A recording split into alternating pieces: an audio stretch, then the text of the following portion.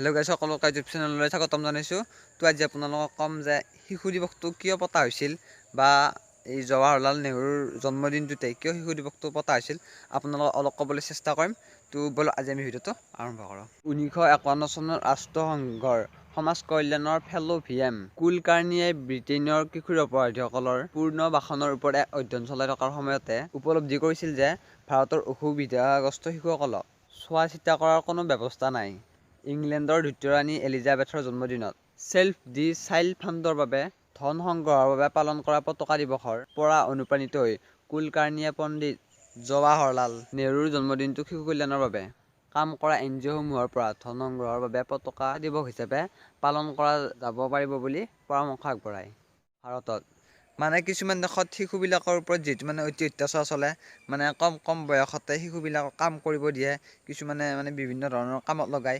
শিশুসকলৰ যিটো নেকি সেই পঢ়া শুনা ক্ষেত্ৰত বা শিক্ষাৰ ক্ষেত্ৰত যিটো পিছুৱাই যায়, সেইকাৰণে যাতে সেই কথাটো যাতে ভাৰতত নহয়, ভাৰতবৰ্ষত যাতে সেই কথাটো নহয়, তাৰ কাৰণে এই প্ৰধানমন্ত্ৰীক ৰিকুৱেষ্ট কৰিছিল যাতে আপোনাৰ জন্মদিনৰ দিনটোতেই এই শিশু দিৱস পালন কৰা যাওক বুলি কৈছিল। কিন্তু তেতিয়া তেওঁ অলপ লাজ পাইছিল যে মোৰ জন্মদিনটোনো কিয় পাতে বুলি তেওঁ ভাবিছিল। কিন্তু শেষত যিহেতু তেওঁ শিশুবিলাক অতি ভাল পাইছিল, সেইকাৰণে তেওঁৰ সেই জন্মদিনৰ দিনটোতেই এই শিশু দিৱসটো পতা হৈছিল। আৰু তেওঁ যিহেতু ভাৰতৰ প্ৰথম প্ৰধানমন্ত্ৰী আছিল, তাৰপাছত 1947 চনৰ পৰা 14 নৱেম্বৰ দিনটো জন্মদিন হিচাপে পালন কৰিছিল। তেওঁৰ জন্মদিন 14 নৱেম্বৰত আছিল, সেই দিনটো তেওঁৰ জন্মদিন হিচাপে পালন কৰি আহিছিল। আৰু তেখেতৰ সেই জন্মদিনটো ৰাজহুৱাভাৱে পতা হৈছিল আৰু শিশুসকলৰ মাজত খেলা ধূলা পতা হৈছিল। সেই তেওঁৰ জন্মদিনটোত শিশুসকলক বিভিন্ন খেল ধেমালি আজি কৰিছিল। আৰু 1954 চনত তেওঁৰ সেই জন্মদিনটো শিশু দিৱস হিচাপে তেতিয়াৰ পৰা পালন কৰি অহা হৈছিল। আৰু তেওঁৰ সেই যেতিয়া প্ৰথমবাৰ সেই শিশু দিৱস পতা হৈছিল তেওঁৰ জন্মদিনটোত দিল্লীৰ নেশ্যনেল ষ্টেডিয়ামত প্ৰায় 50,000ৰো অধিক ছাত্ৰ ছাত্ৰীয়ে সেই দিৱসটোত অংশগ্ৰহণ কৰিছিল। তাৰপাছত 1954 চনত তেওঁলোকে সেই শিশু দিৱসটো পাতিছিল, কিন্তু চৰকাৰীভাৱেতো পতা হোৱা নাছিল। তাৰপাছত 1957 চনত 1957ত চৰকাৰীভাৱে সেই তেওঁৰ জৱাহৰলাল নেহৰুৰ সেই জন্মদিনটো সমগ্ৰ দেশতে সেই তেওঁৰ জন্মদিনটো শিশু দিৱস হিচাপে তেতিয়াৰ পৰাই পালন কৰি অহা হৈছে। আৰু এবাৰ সাক্ষাৎকাৰত ৰামনাৰায়ণ চৌধুৰী নামৰ এজন মানুহে এই জৱাহৰলাল নেহৰুক সুধিছিল যে তেওঁৰ শিশুৰ প্ৰতি ইমান আকৰ্ষিত কিয়। এই জৱাহৰলাল নেহৰু সকলো শিশুকে অতি ভাল পাইছিল, তেওঁলোকৰ লগত খেলা ধূলা কৰিছিল।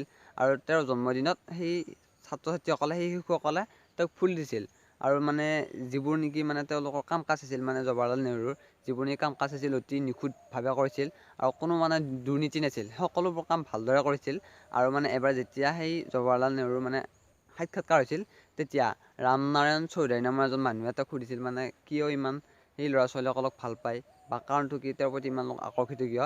তেতিয়া তেওঁ এটাই উত্তৰ দিছিল যে শিশু দেশৰ ভৱিষ্যত, দেশখন আগুৱাই নিব লাগিলে শিশুসকলক এটা ভাল জ্ঞান দিব লাগিব সৰুতে, বা এই সকলো শিশুকে জীৱনটোত কেনেদৰে আগবাঢ়িব লাগে। কৈছিল যে দেশৰ ভৱিষ্যত হৈছে শিশু।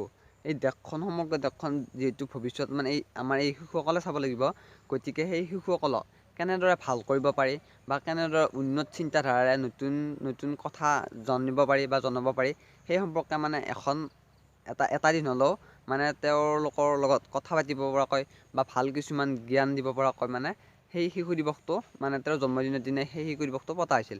আৰু শিশুসকলে তেওঁক মৰমতে চাচা বুলি মাতিছিল, চাচা নেহৰু বা এই নেহৰু খুৰা বুলি মাতিছিল। আৰু শিশুসকলৰ লগত তেওঁ অতি ভাল আছিল, তেওঁৰ কোনো কাম কাজত দুৰ্নীতি নাছিল, তেওঁ সকলো কাম ভালদৰে কৰিছিল। আৰু তেওঁ বিশেষকৈ শিশুসকলৰ ভৱিষ্যতৰ প্ৰতি বেছি গুৰুত্ব দিছিল, যিহেতু এই দেশখন সমগ্ৰ দেশখন এই নতুন প্ৰজন্মই চাব লাগিব।